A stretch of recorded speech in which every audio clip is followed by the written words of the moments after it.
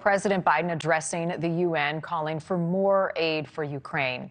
In that speech, it wrapped up in the last hour. President Biden said Russia is hoping the world becomes tired of the war that allowed Russia to brutalize Ukraine.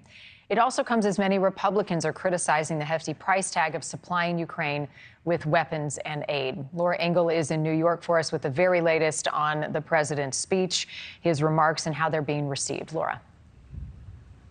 Well, hello to you. You know, it was all eyes on President Joe Biden this morning here at the United Nations General Assembly as the UN kicked off day 2 of what's known as the UNGA, with nearly 150 world leaders coming together to discuss some of the biggest issues on the table, including finding an end to the war in Ukraine. Now, President Biden focused on a variety of key issues and also spoke of the historic Iranian prisoner swap. Mr. Biden's speech comes during a noticeable absence of other world leaders who make up the rest of the permanent UN Security Council members. We're talking about France, the United Kingdom, China, and Russia, giving President Biden a bigger stage. The president taking aim at Russia over the war in Ukraine as Ukrainian President Vladimir Zelensky looked on from the audience, making his first in-person appearance at the UN since the Russian invasion of his country.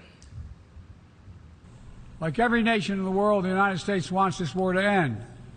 No nation wants this war to end more than Ukraine.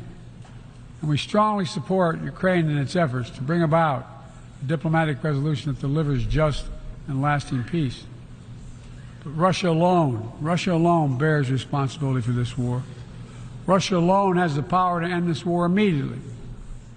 And it's Russia alone that stands in the way of peace, because Russia's price for peace is Ukraine's capitulation, Ukraine's territory, and Ukraine's children.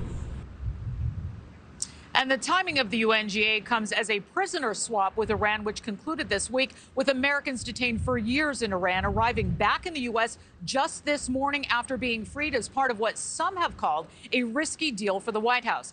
A part of the agreement gives Iran access to $6 billion in Iranian oil funds that's been frozen, and 5 Iranian citizens imprisoned in the U.S. will be released. As the president maneuvers through high-profile meetings on his calendar this week, he has some big hurdles in front of him as well, facing criticism from New York Democrats over his administration's handling of the ongoing migrant crisis unfolding all around him, especially right here in New York City. Other areas President Biden touched on his address today was climate crisis, infrastructure, and food security. Thank you for watching. Go to newsnationnow.com to find NewsNation on your television provider. And don't forget to click the red subscribe button below to get more of NewsNation's fact-driven, unbiased coverage.